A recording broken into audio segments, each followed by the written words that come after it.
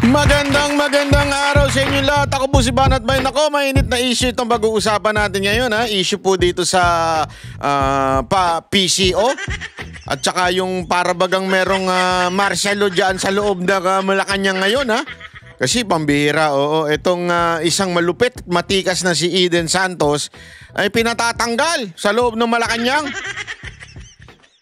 Ano ba ang pinagsimulan nito? Pag-usapan nga natin to, pagkwentuhan natin kung bakit ba at dapat ba talagang tanggalin siya o dapat ang tanggalin yung Yusek nyo na hindi marunong sumagot, na walang kaalam-alam. Hindi ko alam kung sino ang dapat sa kanilang tanggalin pag-usapan din natin yung issue ng sabong umiinit. Talagang merong senador. Nako. Aguy. May senador di umano daw na dapat magpaliwanag. Patay tayo dyan. At the same time, ay merong isang sikat na influencer. Nako. At yung influencer na yun, di umano, allegedly ipinuno daw na mga tanso influencer. Gago! Malalaman natin yan. Kaya antabay lang kayo, panoorin yung dire-diretso hanggang dulo. Pero wag niyong kakalimutan ang mag-subscribe, mag-like, at mag-share. At kung pwede na rin, baka naman gusto na ninyo magpamembro sa channel na ito para naman tayo ay manatiling independent sa sino mang tao, impluensya o di kaya ay politiko. Importante yan. Yung membership po kasi na yan, ayan ay malaking tulong sa atin para alam nyo yun. Kasi tayo isang simpleng vlogger lang. Tayo po ay kumikita lamang dito sa social media pag video, ganyan-gayaan. So importante na para mapanatili na independent, di katulad ng iba dyan. Dati, nasa kubo lang. Ngayon, nasa condominium na. Kasi bumaligtad siya from dati Duterte supporter, ngayon pinaglalaban niya na si Speaker Romualdez. Tayo mananatili tayo sa prinsipyo natin hanggang wala na tayo makain. Okay lang. Anyway, kailangan ko na rin naman pumayat. Na high blood na ako. So, kailangan natin ng Pero kung kayo naman po ay nais tumulong, ay magpamembro po kayo sa ating channel, YouTube. Banat Bay Channel. Okay.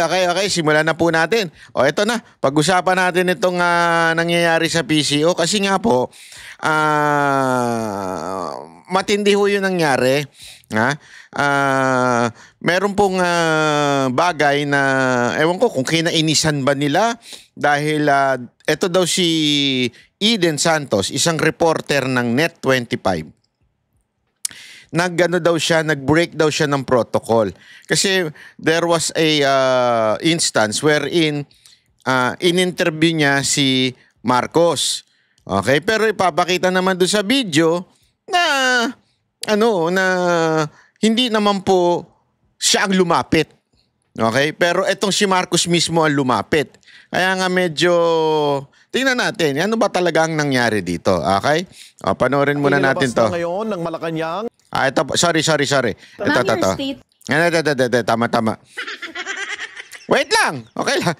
Ito. Unahin natin ito. Yan. Yung statement muna ni Claire Castro. Tama yun. Unahin muna natin itong statement ni Claire Castro tungkol dito sa pagkaalis ni Eden. Ma'am, your statement on the flack that the PCO is getting because of an alleged push to remove a certain Net25 reporter from covering the palace and the president. O sino nag-push na siya mawala? PCO, ma'am. The PCO wrote a letter to Net25. O because of the breach protocol. Yun yung nasa video.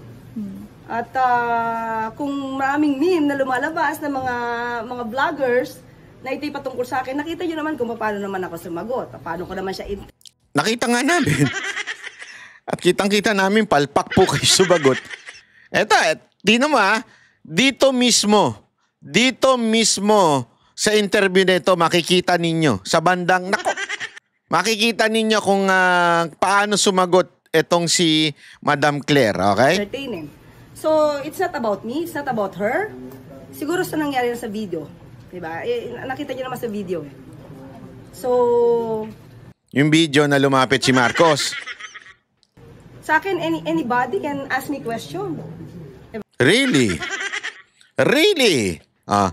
May time nga na ayaw mong pagtanungin si Eden eh. Diba? So, kung ano lang yung sinasabi ng PCO, siyempre, sundin natin yun. So, I can accept any question. Basta... Really? Okay, we'll see. It's a categorical denial na based on the allegations of some netizens online na you were the one who allegedly lobbied for a certain reporter to be...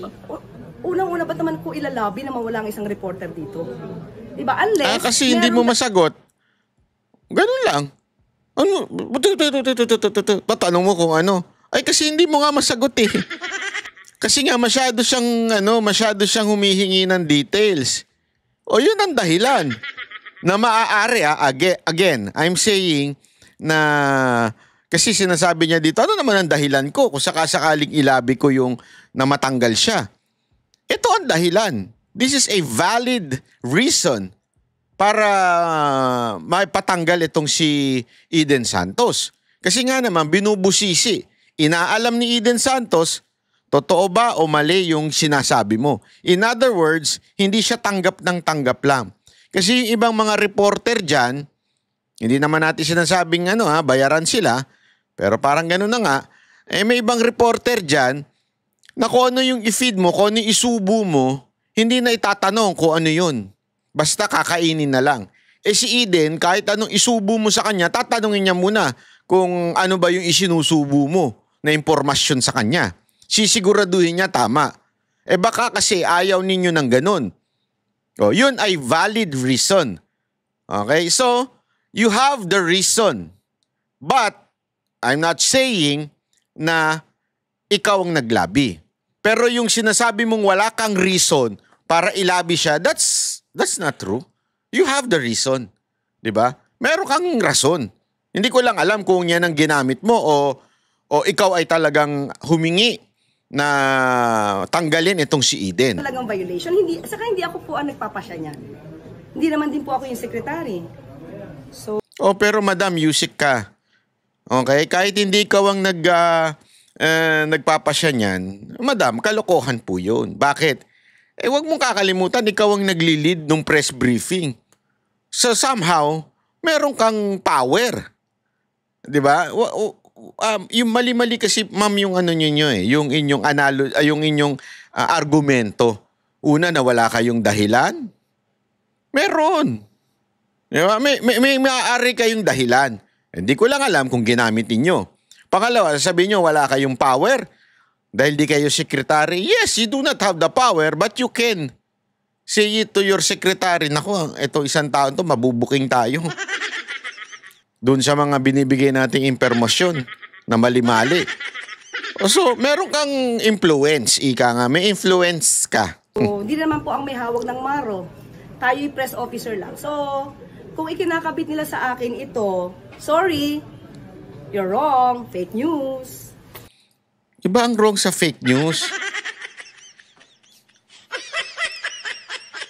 Si madam, makagamit lang ng term, hindi mali-mali naman. Hindi ko maintindihan kung abogado ito. Kasi yung abogado, kailangan tama talaga yung term eh. Hindi ibig sabihin na mali. Kung sa tingin mo mali at sinasabi mong mali kayo, hindi ibig sabihin fake news na kaagad yun. Maaaring mali lang. Mali kayo. Mali yung opinion nyo. Ibig sabihin fake news na kaagad. Madam naman, ang fake news, sasabihin mo na, ito, nag-imbento ka, gumawa ka ng yun ang fake news. Pero yung opinion namin, na kaya datanggal o matatanggal itong si Eden, it's because of you, yun ay opinion. Hindi mo masasabing fake news yun. Pwede mo sabihin, mali ang opinion mo. Kasi ito ang dahilan. Diba? Basta magamit lang yung term eh. Ma'am, last na, may update na po regarding the status. May decision of the reporter.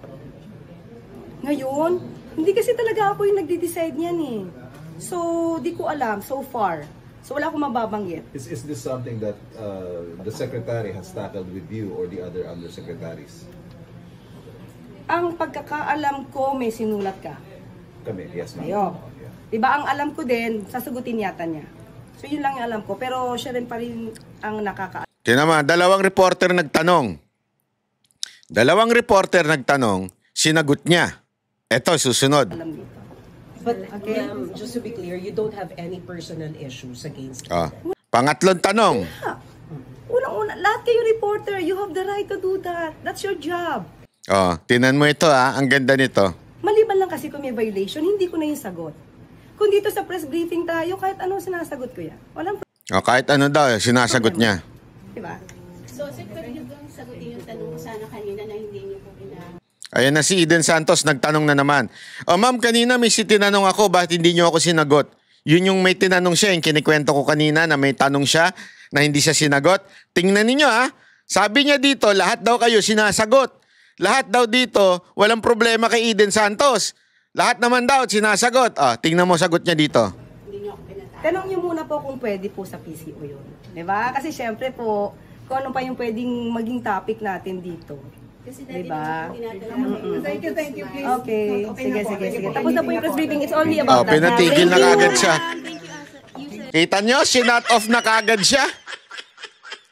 Tanong nyo na sa PCO. Ikaw yun Kita nyo? Nung si Ida na nagsalita. sagutin yung tanong ko sana kanina na hindi niyo ako pinatawag. Tanong niyo muna po kung pwede po sa PCO yun. Diba? Kasi syempre po, kung ano pa yung pwedeng maging topic natin dito. Kasi dati Diba? naman po tinatanong. Thank you, please. Okay, sige. Tapos na po yung press briefing. It's only about that. Thank you, ma'am. Thank you. Gago! Kasasabi lang niya, lahat daw sinasagot, pero ito, hindi niya sinagot na naman. Kita nyo Kita nyo talaga kung gaano ka masasabi nating ayaw niya talaga kay Eden. Yun this is an evidence na ayaw niya talaga kay Eden. So yung mga picture na lumalabas na may payakap-yakap pa siya, hagoy! So, yung tanong na meron ka bang kinalaman, nilabi mo ba? Sa tingin ninyo? Hindi, eto, kayo na lang ang sumagot. Hindi na akong sasagot. Sa tingin ninyo, talagang nilabi ni Madam Claire Castro na matanggal etong si Eden Santos? Kasi sinasabi ni Claire, walang problema, magtanong kayo na magtanong. Nung nagtanong na si Claire Castro, kita nyo reaction niya. No, di ba? Ano sa tingin ninyo? Isulat nyo dyan sa baba. Babasahin ko yan. Isulat nyo dyan sa ibaba. Ano sa tingin ninyo ang nangyari? Talaga bagang etong si Claire Castro ay galit dito kay Eden Santos dahil nabubuking ang kanilang propaganda?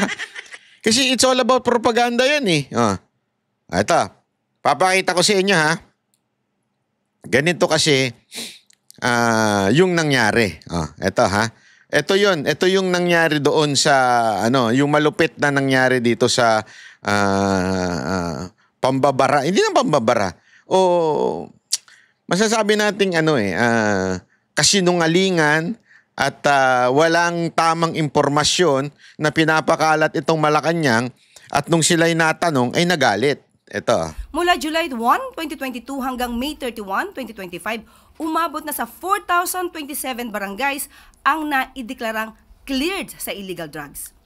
Ito ay sa ilalim ng Barangay Drug Clearing Program. Good morning po, Yusek.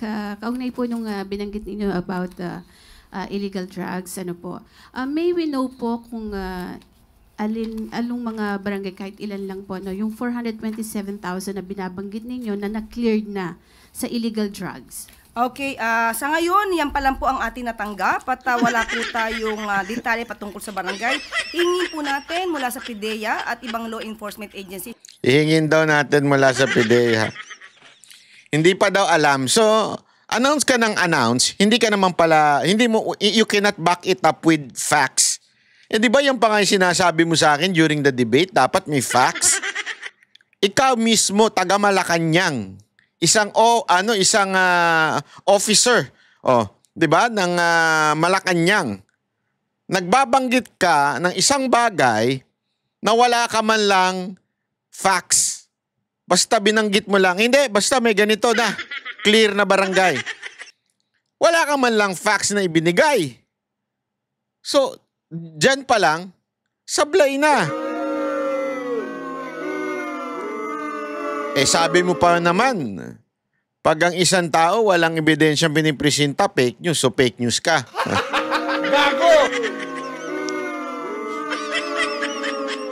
So madam, pwede na bang tawagin kang nagpapakalat ka ng fake news? Kasi yan, wala kang facts eh. Basta just numbers. Hindi, basta may clear na number. Tinanong ka, wala kang alam. Hindi lang yan, may pangalawa pa. Sinasabi po nating barangay. Umabot na rin sa 607 balay silangan, reformation centers, ang naipatayo sa ilalim ng Marcos administration. Saan pong area itong balay silangan drug centers? Para Alam mo, eto lang feeling ko itong si Eden Santos, hindi naman ito media. Feeling ko investigador to. Hindi kaya ito galing sa FBI o kaya NBI? Kasi ang galing niya magtanong di ba? Merong 600. Okay. Saan po ba ito? Alam mo Madam Claire, mas parang abogado pa ito si Eden Santos kesa sa inyo. Yung totoo. Kasi hindi siya basta-basta lang hindi lang siya basta-basta tumatanggap basta kailangan ipaliwanag mo talaga. Yung address po. Sige po, mamaya po ibibigay ko po sa inyo yung exact address. Okay, salamat po. Thank you. Ngayon. So ayan po ang pinagmulan niyang issue na yan. 'Di ba? Kaya sinasabi nung iba, kaya daw natanggal dahil sa breach of protocol. Makikita naman natin na talagang lumapit si Bongbong Marcos doon sa mga media. As a matter of fact, kung ayaw niya talaga magpa-interview, 'di ba? Hindi ka nalalapit, diretso ka na. Lumapit ka kung nasan yung mic. Naturalmente, interviewin ka, anong gusto mo? Magpakit-pakit ka lang doon. Smile ka lang. Gaganon ka lang doon. Ganon? Hindi naman pwede yun. Diba kailangan kang, may mikropono dyan. Siyempre, kailangan ka ma-interview. So, alam mo kung ano yung ginawa ng Malacanang dito? Particular na ang PCO. Feeling ko ang talagang ginawa nila dito is naghanap lang sila ng butas. Alam mo, ginagawa yan ng mga jowa nyo Yung mga jowa ninyo. Ay, sus, Ginoo, yun. Naghahanap lang yan ng butas kung gusto ka ng hiwalayan. Aside from di ka na nagbibigay ng pera sa bahay nyo, di ba? O hindi ka na, o kaya naman sa lalaki naman, hindi ka na pumapayag, hahanapan ka ngayon ng butas ng lalaki. Para magkaroon na siya ng dahilan para hiwalayan ka. Parang gano'n na nangyayari. Bakit gano'n? Bakit ba gano'n ang sa tingin ko? Kasi gawain nila po ito Gawain po nila sa gobyerno yung maghanap ng butas para talaga butasan ka. Para magkaroon ka ng dahilan para idemanda, kung hindi man idemanda, tanggalan ng posisyon, gano'n. Hanapan ka ng butas kung hindi ka na nila kursunada. O kaya pag ikaw ay pumapalag sa kanilang nais mangyari, hahanapan ka ng butas, di ba? Parang nangyari doon kay Arnel Ignacio. Isa yan. At saka marami pa po. At kita mo nga sa mga vlogger, di ba? Hinahanapan ng butas, ginagamit ang kamera para talagang palabasin na fake news, ganyan-ganyan. Pero binubutasan lang. Yun talagang ginagawa doon. Di ba? Tapos kung merong pwedeng sampa ng kaso, isasampa. Parang yung kay Ontiveros. Hanapan ka talaga ng butas kasi nga, mga kababayan, alam nilang mali sila Alam nilang wala sila sa hulog. Wala sila sa tamang katwiran. So, hanapan ka ng butas. Ganyan sa mga pamilya. Yung jowa mong yung girlfriend mong historian. Alam mo yung mga historian na girlfriend? Tapos na, kunwari, nagawa mo na yung kasalanan mo na nangalunya ka nung mga 10 years ago o 15 years ago. Nangalunya ka. Tapos habang nagluluto, biglang naibagsak mo, halimbawa, naibagsak mo yung, anong tawag dito, yung kaldero. Bigla na lang maalala na kagad niya yung ginawa mong kasalanan nun. Ayan, hindi ka kasi nag-iingat kaya tuloy nagkaroon ka ng ano nun Ayun pa, naibagsak ko lang yung kaldero, biglang hindi na ako kagad nag-iingat. Diba? Ayun, ganyan. Naghahanap ba ng butas? Yung, di ba, ganyan naman talaga ang buhay Kaya, ay nako, itong palusot. Ito. Tingnan niyo ito ha. Ang lupit po ng ano nito ni Eden. Binalikan niya. Talagang malupit ang pagbalik ni Eden kay Claire Castro. Bakit ko nasabi ito? Panoorin niyo ito. Ito. Inilabas na ngayon ng Malacanang ang listahan ng mga drug-cleared barangay sa Pilipinas. Pero Nako. tama nga ba ang datos na ibinigay ng Presidential Communications Office o PCO? Report mula kay Eden Santos. At nandito po yung iba mga pangalan. Sa wakas ay nagbigay na ng listahan Ito yung listahan, may pangalan na. Tingnan niyo sablay pa rin. ng Malacanang ng mga pangalan ng mga barangay sa bansa na idiniklarang drug-cleared ng administrasyon ni Pangulong Ferdinand Marcos Jr. Sa press briefing sa Malacanang ay sinabi ni Presidential Communications Office Undersecretary Claire Castro na ngayon lang ibinigay ng Philippine Drug Enforcement Agency o PDEA ang nasabing listahan. So ibibigay ko na lamang sa inyong opisyal itong mga kopya. Nandito po yung sasabi yung mga barangay na nasasabi nating drug cleared, drug free. Hawak na natin ngayon yung listahan ng mga pangalan na Ito talaga si Eden Santos.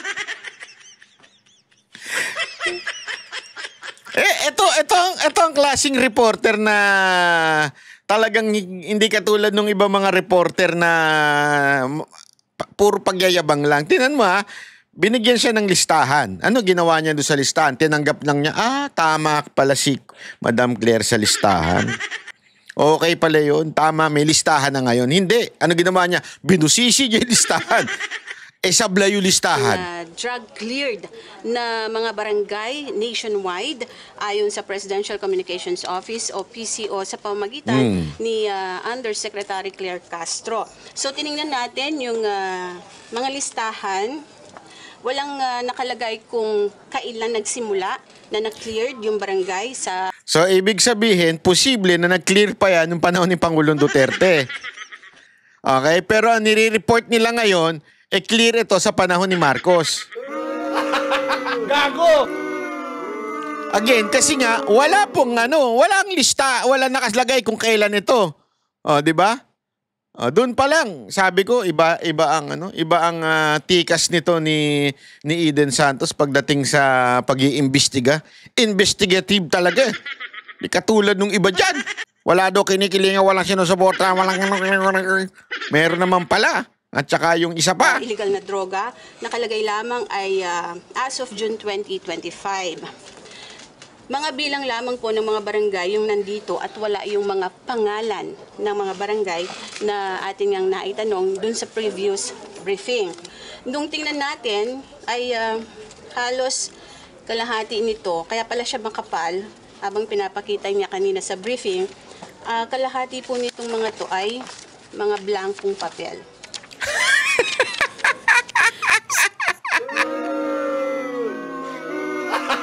Gago! Kaya pala makapal daw yung papel.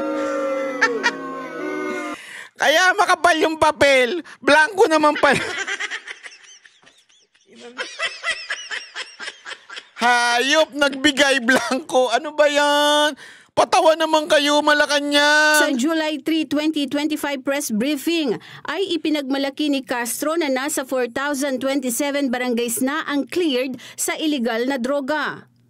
Mula July 1, 2022 hanggang May 31, 2025, umabot na sa 4,027 barangays ang naideklarang cleared sa illegal drugs.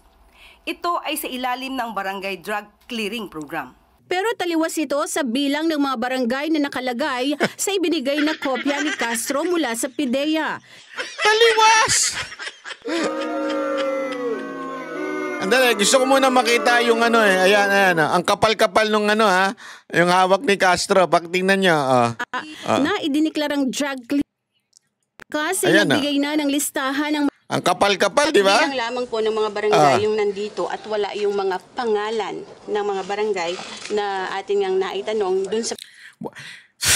Wala nang date, wala pang pangalan yung barangay. Anak ng So, ibig sabihin, hindi talaga detalyado. Yung para bang... Hindi, nagigets nyo ba? Kasi, para malaman natin kung totoo. Ang ginawa niya, sinulat lang, barangay dito, sa Pasay, halimbawa, 7, 8, eto, ilang percentage. Hindi man lang sinulat ano-ano yung mga barangay na yon para makumpirma natin. Makumpirma ng taong bayan, totoo ba na drug-free na itong barangay namin? Di ba? Para alam natin. Importante yan eh. No, para alam ng mga Pilipino, oy, sa barangay natin drug-free na, wala nang mga humihit-hit dyan sa tabi-tabi. O, di ba? No. Dito wala. Previous briefing. Nung tingnan natin ay halos kalahati nito, kaya pala siya makapal. Ayan makapal, kaya makapal yung hawa, kalahati pala wala. Habang pinapakita niya kanina sa briefing, kalahati po nitong mga to ay mga blankong papel. Grabe, kalahati nun, blanco. Ang lupit mo, Madam Claire! Sa July 3, 2025 press briefing ay ipinagmalaki ni Castro na nasa 4,027 barangays na ang cleared sa illegal na droga. Mula July 1, 2022 hanggang May 31, 2025, umabot na sa 4,027 barangays ang naideklarang cleared sa illegal drugs. Ito ay sa ilalim ng Barangay Drug Clearing Program. Pero taliwas ito sa bilang ng mga barangay na nakalagay sa ibinigay na kopya ni Castro mula sa PIDEA. Sa datos ng PIDEA as of June 2025, nasa 25,061 barangays ang drug cleared sa buong bansa. So mali po yung number. Bakit tatanong nyo bakit mas marami ito? Kasi nga, yung binigay na papel, kuno, nung sinasabi niyang 4,000 o whatsoever, mula pa noong panahon siguro ni Pangulong Duterte at lahat yan. Kaya nga, simple lang Simple lang naman po ang mathematics nito. Hindi pareho. So, hindi ito yung tanong, hindi ito yung sagot dun sa tanong ni Eden Santos. Para lang masabing, nasagot na namin yan bahala na kayo, nasagot na namin yan. Para bagang ito di ba? Tinanong mo. Diba? Ilang kilo ba yung tinanong mo sa asawa mo? Ilang kilo ba yung yung ampalaya na binili mo? Ito. Ayan 5 kilo. Diba? Halimbawa lang 5 kilo. Tapos pag sige, niwala ka na, sige 5 kilo. Halimbawa, tangin ng ampalaya 5 kilo. Pagtingin mo, bakit may ampalaya to? Meron pang sibuyas, may kamatis pa, may garlic pa. Di ba? Tapos, iba yung numero. So, hindi mo talaga sinagot yung tanong. Ilang kilo ba yung ampalaya? Kung talagang titingnan, biglang 1 kilo lang pala yung ampalaya? Hayop ka, animal ka? So, sinungaling ka, di ba? Nililin lang mo yung taong kausap mo. So, parang ganun ang ginawa ni Yusek Claire. Sasabihin mo, hindi, ito na, yung listahan na hinahanap nyo, ito na, pak. Iba naman yung numero. Wala kang barangay pa, wala pang pangalan, so hindi yun ang tamang sagot dun sa tanong ni Eden.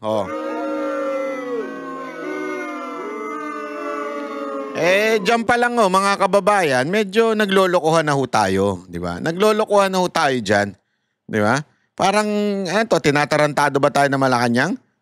Ginagago na lang ba talaga tayo dahil kaya nyong gaguhin ng taong bayan? At feeling nyo hindi papalagang taong bayan sa panluloko? Kasi importante ho ito We are talking about drugs. We are talking about yung ating community. Sinasabi nyong, kayo naman nang galing yan press briefing yan kayo nagbabanggit yan Eto na So, eto naisip ko nga nung pinakikinggan ko ito, sabi ko, ilan pa kayang kasinungalingan ang ipinakalat nyo at nakalagpas dahil hindi binusisi? Baka nagkataon lang ito eh. I do not know. Baka ngayon lang na naisipan ni Eden Santos na magtanong ng details. Pero ilan pa kaya sa mga sinabi ninyo na mga proyektong natapos, kaya ako, napaisip tuloy ako, no wonder, yung binanggit ni Marcos sa SONA na 5,500 na flood control project, maybe doesn't exist at all. Hindi kasi bigay kayo ng impormasyon, wala naman kayong, asan yun?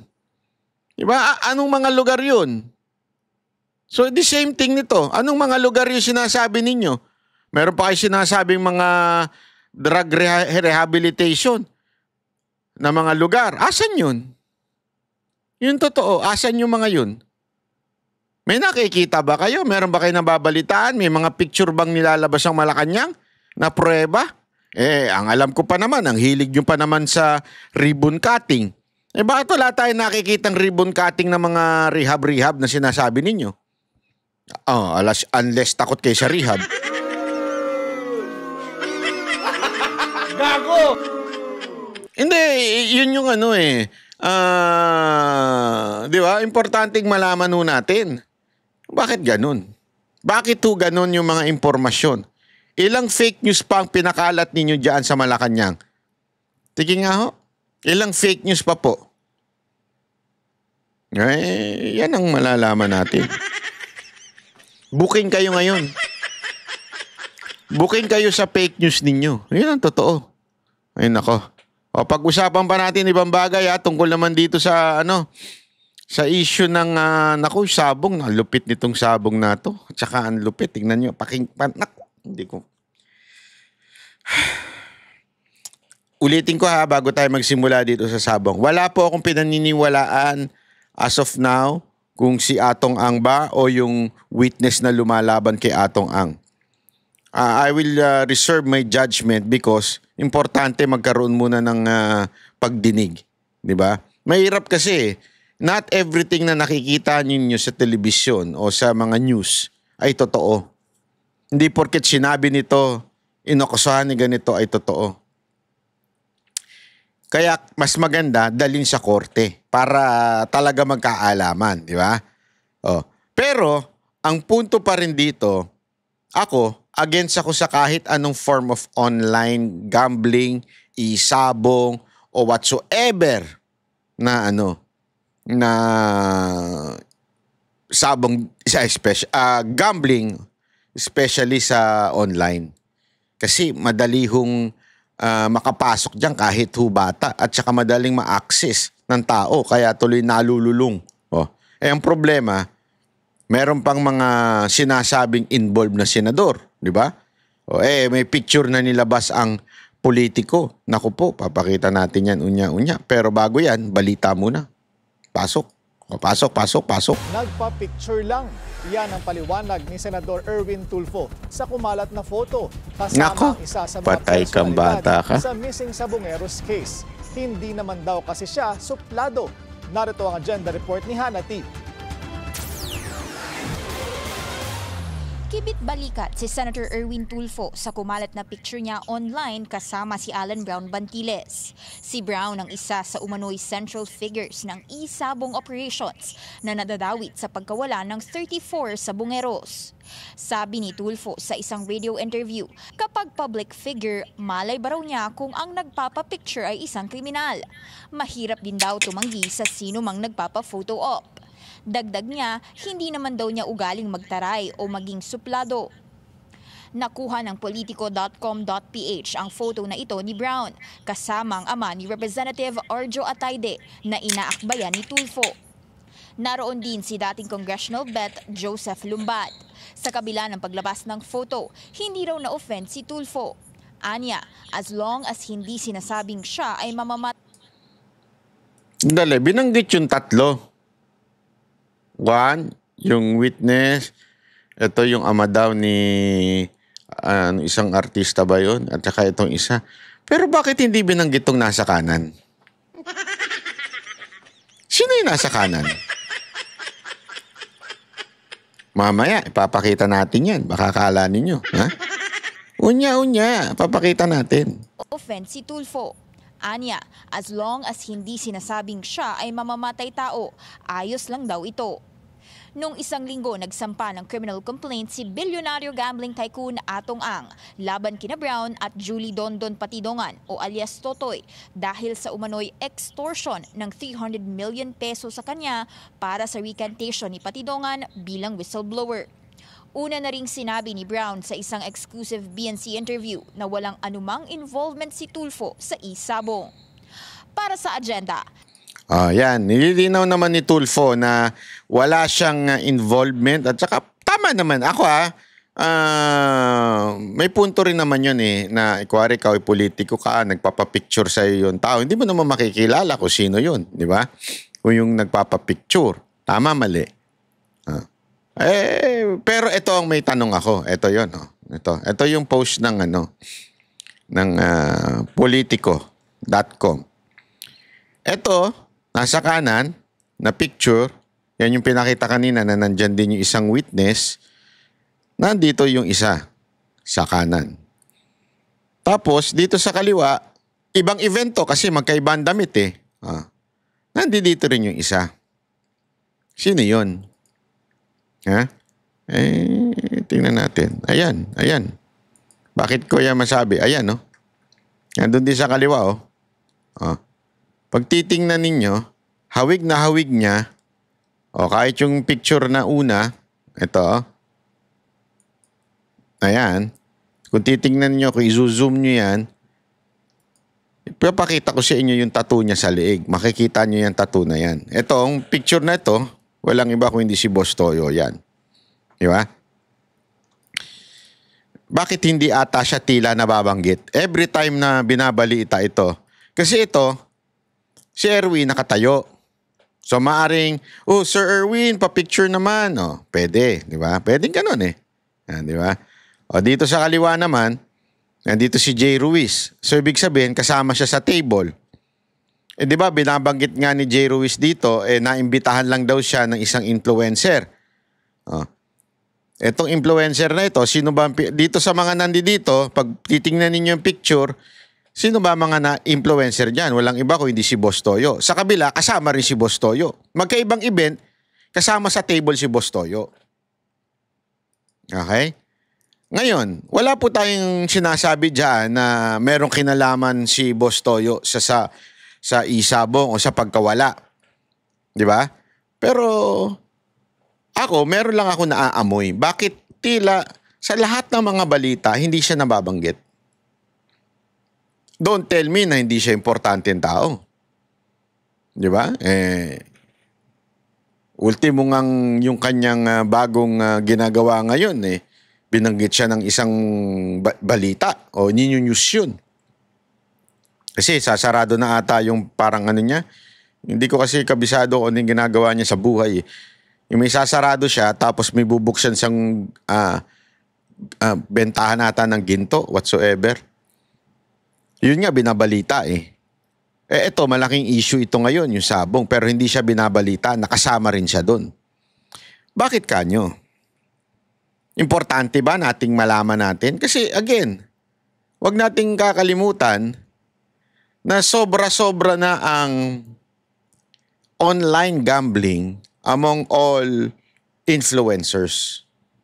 Di ba, allegedly, at lumabas din sa ilang mga social media posts na itong si Boss Toyo ay di umano.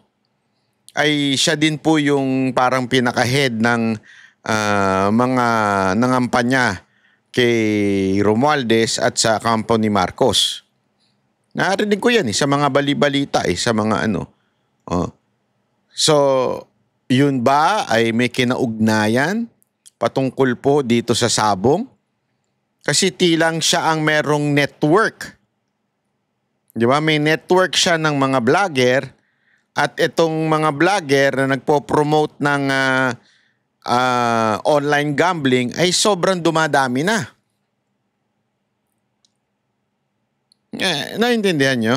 Kasi kung hindi natin ito papansinin ngayon, sa panahon ngayon ang problema, kaya nga ang tawag sa mga content creator, vlogger ay influencer. Because sila ang nakaka-influence ng Gen Z o X. Ano ba ng generation na ngayon? Hindi ko na maintindihan. Gen Z. Di ba? Silang nakaka-impluwensya sa mga kabataan. Silang iniidolo ng mga kabataan. Hindi ko nga magets anong ka-idol-idol sa ganyan. Nakaka-idol na ba ngayon ng walang ginawa ko hindi? Hindi, kasi sabi ko nga, hindi ko nga maintindihan. Dala kaya ito ng edad ko na matanda na, kaya ako na-turn off na ako sa mga, kung ka-idol ka ng isang influencer, yung alam mo yun, yung positive influence, di ba? Siyempre, yung mga gusto mo, may matututunan ka. Hindi yung mga influencer at mga content creator na puro kalokohan lang ang ginagawa. Puro pagpe-flex lang ng pera ang ginagawa. Hindi ko nga maintindihan kung sa akin, para sa akin, hindi influencer ang tawag sa kanya, hindi content creator. Ang tawag sa kanila, mga frustrated rapper, frustrated. Hindi totoo kasi, di ba, alam naman natin sa mga American rap, yung mga rapper, yung mga ganun-ganun ng pera. Tayo naman, gaya rin. Nagpe-flex ng hirap na sa buhay, nagpe-flex pa rin ng pera. Ang daming ganyan mga vlogger ngayon eh. Yung pala, manghihiram lang ng sasakyan. Tapos, para lang masabing maraming papasok pa yan ngayon sa sugal. Magpo-promote. Bakit? Pera. Bakit? Sa tingin ninyo ba pag nagpo-promote ng sugal yan dahil gusto niyang umayos ang buhay mo? O magsugal ka para maayos ang buhay mo? O magsugal ka para mayroon kang may uwi sa pamilya mo?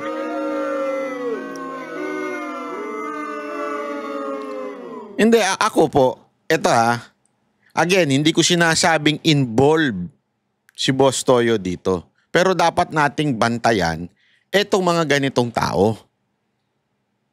Kasi nga, eto kung binabantayan ninyo sa TRICOM yung mga vlogger na nagkikriticize sa gobyerno, abay, pambihira kayo.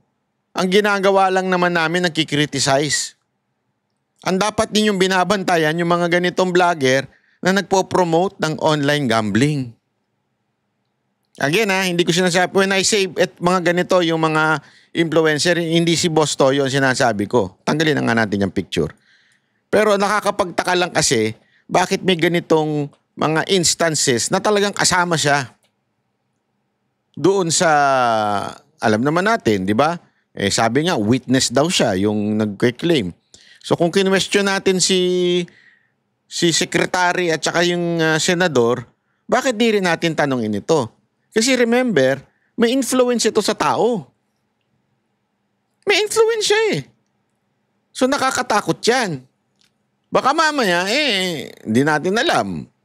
Siyang, I'm not saying ito totoo Maybe. We do not know. Diba? Tanungin natin siya. Baka naman siya nagre-recruit ng mga vlogger o influencer para mag-promote ng isabong o whatsoever na online gambling. Tanungin natin. Di ba? Boss Toyo, ikaw ba nagre-recruit ng mga vlogger para o mga content creator para mag-promote ng gambling? Ako'y nagtatanong lang Ito'y tanong lang. Kasi ako talaga totally against ako dyan sa gambling na yan, online gambling. Hindi talaga makakabuti yan. At hindi lang siya hindi makakabuti, masamang impluwensya po yan. Alam nyo ang tama ng gambling, parang droga yan. Na yan, meron ng mga pag-aaral na parang ang tama ng gambling, lalo na pag nalulung ka na. May naalala nga ako Ito, walang biro ito May naalala ako kasi ako mismo, at saka si Mocha, pinuntahan namin sa ospital yun. Na-disgrasya. Although, dito hindi online. Kasi social ito Yayamanin ito. Kaibigan namin galing sa Amerika. Na-disgrasya kasi dulong sa sugal. Alam mo bakit na-disgrasya? Kasi walang tulog. Ilang araw na walang tulog. Dulong kasi sa sugal eh. Talagang nandun lang siya sa casino all the time. Bigla siyang kailangan umuwi sa kanilang bahay. Puyat. Ayun. Nadali na yung sasakyan niya. Na-hospital siya. What do I mean? Ang sinasabi lang natin, yung tindi ng epekto ng sugal ay talagang masama. Hindi lang ubus ang pera mo, hindi lang masisira buhay mo, masisira ang buhay ng pamilya mo.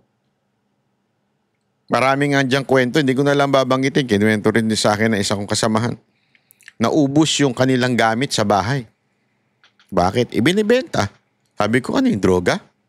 Hindi kasi, di ba? I mean, ganyan yung mga sinyalis ng pagka may adik kang kamag-anak, kapatid, anak, o pinsan, nauubos ang gamit mo sa bahay. Bebenta, tapos bibili ng droga. Sa sugal, ganun din.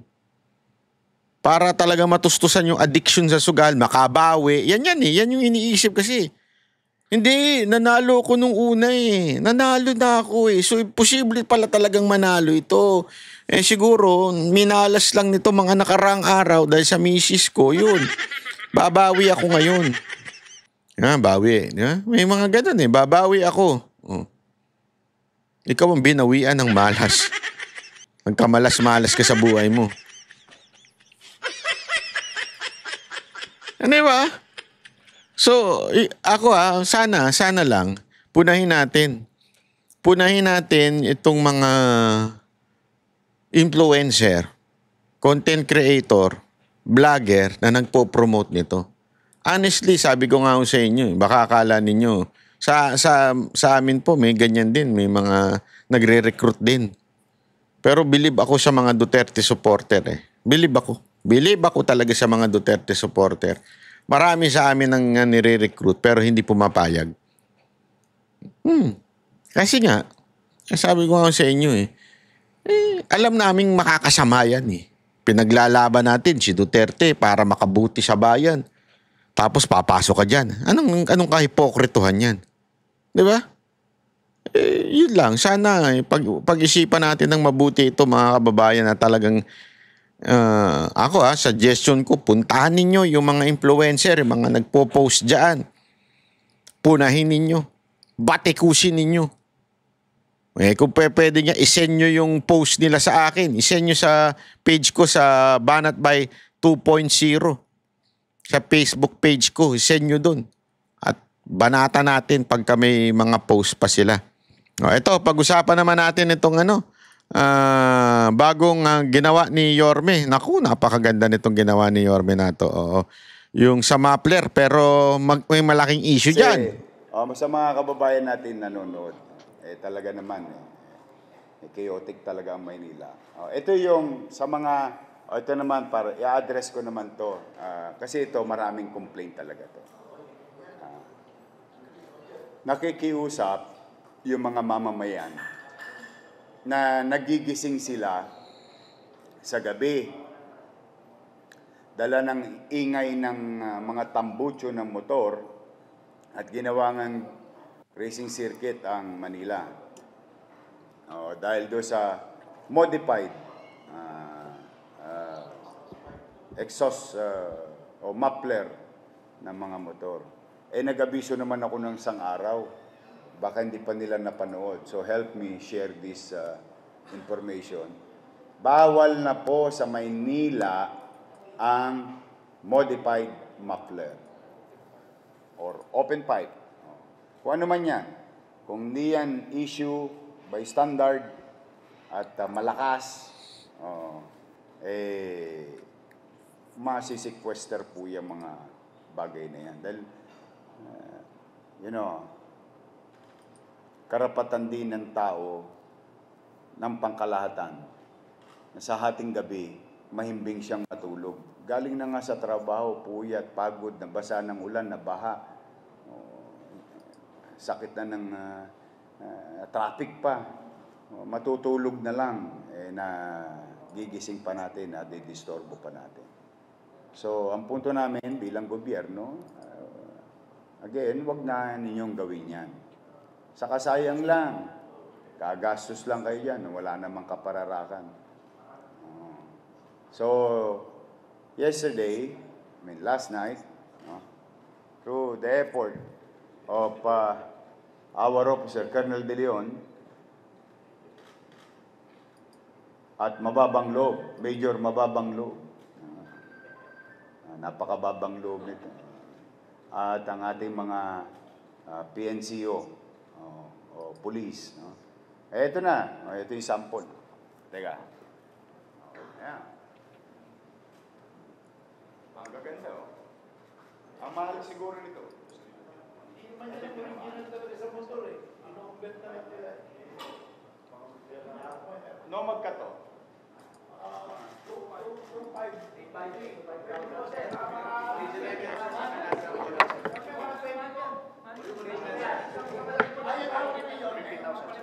50,000? Yung original yan, ha? Mga ganun.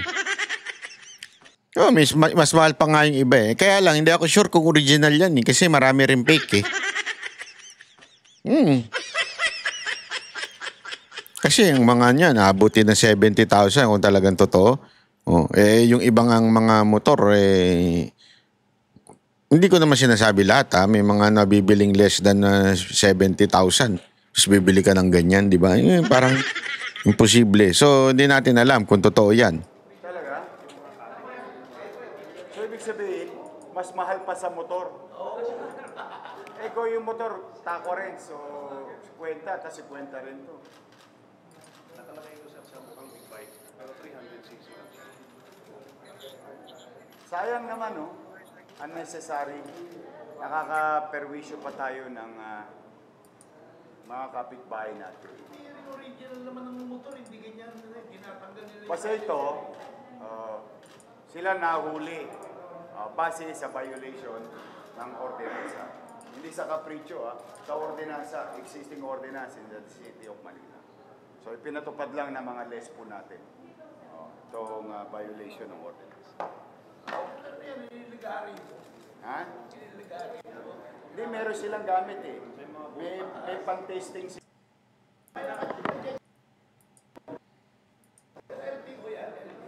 Ordinansa. Ini-implement po namin yung Manila Ordinance 8772 in relation sa Executive Order number 4 ng ating City Mayor. May reklamo ba o kaso yung mga nahulihan nyo or warning lang muna? Tinikitan po natin ng OBR ng City Government. Based doon sa ordinansa natin, first offense is 1,000, second offense 2,000, third offense is 3,000.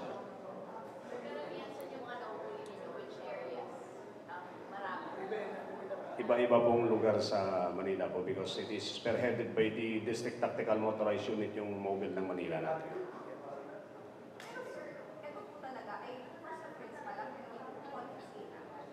Ma'am? Yes po. Kasi yun po nakalagay sa ordinansa natin. Kasi based doon sa statement ng ating legal, the confiscation of the pipe will serve as evidence na there is a violation of the ordinance. Yun po magiging ebidensya namin. Total po nito is 18. Naubusan na po kami ng OBR, so we will request to our City Mayor for the renewal of our OBR for the full course of implementation of our city ordinance.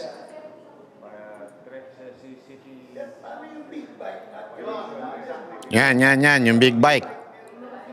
Daming rereklamo dyan. I-clear ko po yung question natin regarding doon sa big bike. One paragraph of our ordinance, exempted po yung mga big bike kasi nakalagay po doon is 400cc up is exempted. Kasi pag ginawa po natin na paliitan natin yung mga pipe, sasabog po yung makina because it is designed as open pipe. So doon sa ordinansa natin, exempted po ang 400cc up and those no tinatawag natin ng mga big. So ito malaking issue ngayon diyan sa Maynila. Bakit daw ang big bike pwedeng maingay at hindi ang mga ordinary ay hindi pwede? Kasi may level. Okay? May level ng ingay lang. Ang hindi maintindihan kasi nung iba, whether stock o hindi stock, basta big bike, lalo na yung sobrang tataas, talagang maingay. Lalagpas at lalagpas siya sa 99 dB ata ang alam kong kanilang limit. Talagang magkakaroon at magkakaroon ng ingay. So hindi pa pwedeng isama po ang big bike dyan. Unless itaas po yung limit. Di ba? So, una yon. Pangalawa, meron tayong tinatawag na sabi nga yung ingay sa motor o yung loud pipes save lives. Sandali, bakit ganun, Banat Bay? Applicable lang yan sa big bike? Kasi po ganito yan. Ha? Pag ang big bike, pag nasa highway, malayo, ibig sabihin, mabilisan ang takbo niyan. Hindi lamang po yung big bike, pati yung sasakyan. Importante na maingay kasi nga, hindi yan katulad ng kotse na madaling kumaliwa kumanan. Yeah? So, importante, bilang ikaw, motorista, nagsasasakyan ka, malayo pa lang naririnig mo na siya. Uy, sandali, may motor. Yeah? Malayo pa lang. Kaya nga, loud pipes save lives. Malayo pa lang, naririnig mo na siya. Tapos, pag dumaan sa'yo, makikita mo na, nakadaan na. So, hindi ka, alam mo yon, bigla-biglang kakaliwa, biglang kakanan. Hindi pag konting pitik mo lang sa big bike, titilapon yan. Di ba? Magulat lang yan. Kumaliwa ka kumanan ka ng konti, tas nandito siya. Di ba? Sa express, dami pa namang... Hindi, ang dami rin pong kamoting nagda-drive dyan, yung biglang nakalimutan, exit na pala, patay ka doon. Pag maingay, alam mo na kagad, may motor na, sandali, padaanin muna natin. Yun ang tinatawag nga loud pipe save lives. Ngayon, hindi naman nakakadaan doon yung mga underbone o yung tinatawag na less than 400cc. Hindi naman dumadaan sa highway. Sandali, para hindi rin sila masagi, sandali, mabagal po sa city dapat ang andaran. Diba? Hindi naman talaga mabilisan sa city. Atakbo ka ba ng 80, 100 dyan sa EDSA? Imposible mo magawa. So, useless yung ingay ng mga underbone. Walang, sa madaling salita, ingay lang talaga yun. Walang purpose yun. Yun sa big bike, may purpose yun. Kaya kailangan maingay kasi sa mga highway. Papansinin ninyo. Noong isang araw lang, may nakasabay akong kamote sa EDSA. Ang ingay niya, talagang prrrr. Sabi ko, dumaan ka sa Maynila, animal ka. Talagang ganun. Ang problema, ang bagal-bagal kasi nga traffic sa EDSA Pero ang ingay niya. Sigurado ako hindi lang ako naiirita sa kanya. Halos lahat siguro ng mga nakapaligid na kotse. Siyempre, ang bagal mo lang. Ganun. Mantakin mo. Buong EDSA, buong biyahe ko sa EDSA, siyempre magkasabay kami. Di makasingit. Ang ingay. Ganon yung sinasabi natin. Wala na siyang purpose dun sa ingay niya eh. Sa big bike po, kaya ini-exempt kasi kailangan talaga maingay ang big bike sa highway. Pangatlo, ito pa ang isa, na sana kung hindi inaabuso. Ang problema kasi inaabuso ng iba. Talagang ang ginagawa, talagang pinaiingay pa, binobomba pa sa kapitbahay. Ang big bike, hindi mo namang gagawin yun. May mga, may mga kamote rin na big bike rider. Lalo na yung mga, ayoko na lang magpangalan, pero yung mga 400cc lang, tapos parang ay lang nakahawak ng motor.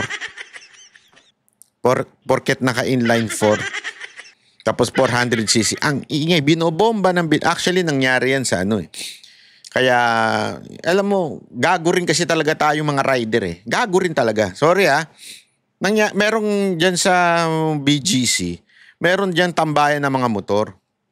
Putang ina, inabuso nitong mga kupal na big bike rider. Nag-meet and greet doon. Hindi ko na lang sasabihin ko ano yun. Basta kulay green yun. Nag-meet and greet doon. Tapos, alam mo, ang masama, hindi pinatay. Wala nang problema sa meet and greet eh. Ang ginawa, binuksan nila, binomba nila ng binomba. Siyempre, ang BGC po, meron yan taas, kondo, may mga kondo dyan. Maniwala kayo, maririnig at maririnig po yan. Pagka ganyan ka talagang maririnig po yan. Hindi ho yan na mapapatahimik. Lalo na ang dami nila. So mula noon, tinanggal na yung tambayan sa BGC. Diba? Ang problema ko sana lang, yung mga kupal na big bike rider na bomba ng bomba, meron din naman kasi. Pwede ba wag na kayong wag itigil nyo na yung kakabomba ninyo. Bumomba na lang kayo sa expressway. Walang problema yan. Bombahin nyo ng bombahin, wala makakarinig sa inyo. Magbombahan kayo. Pero yung nasa city kayo, alam mo yon, kasi baka mamaya sa sobrang ma-irritate na ang tao, kasi halos lahat na ngayon, pwede pala pagka big bike, pwede palang maingay O sige, bili na lang ako ng big bike, mura-mura rin yung 400cc na yun, hindi naman ganun kamahalan yun. Mag-ipon ako, bili ako, tapos pakakabit ako na sobrang ingay, tapos o di ba? Ano mangyayari? Baka mamaya maglabas ng city ordinance. Remember, city ordinance to Hindi ito yung sa LTO, iba pa yung sa batas ng LTO. Ito city ordinance to. Kaya nga sabi dito, unang confiscate na kaagad So baka mamaya, dahil doon, maglabas ng city ordinance ang mga LGU o isama na rin yung big bike. Tang-ingay nila Hindi ako, maganda, isama nyo na rin hanggang 600cc. Ayan, 700cc, ganun. Kasi minsan talaga, abusado rin May mga abusado. Ayun na nangyari, siguro. Kaya, inuna muna ito. Hindi ko alam kung susunod ba nila ang big bike o... Ang akin, inabuso kasi natin Minsan, hindi porket pwede, okay. Yung kalayaan pag pwede, okay na. Hindi. Huwag nyo abusuhin. Totoo naman sa Maynila. Grabe ho. Ewan ko ba kung... Yung pasikat ba, alam mo yun? Dadaan pa sa Malate yan, ang ingay-ingay, barang.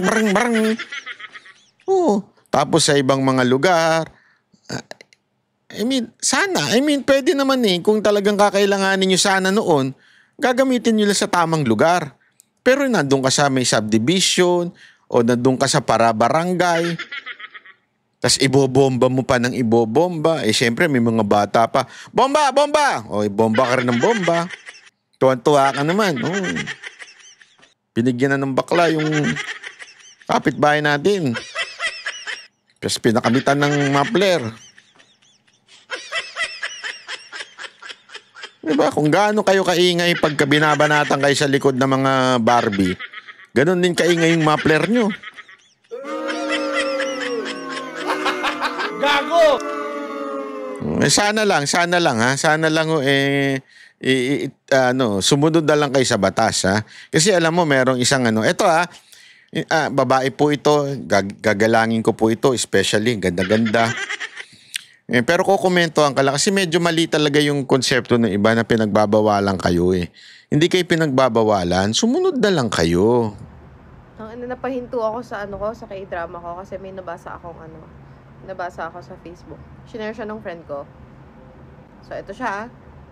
Nakalagay, anti-modified muffler ordinance para sa city ng Antipolo. So paano na kami? Paano na kaming mga lower CC? Kasi ang exempted lang dito ay big bikes. Paano kami mga gustong umakyat sa Marilaki? Kawawa naman kami.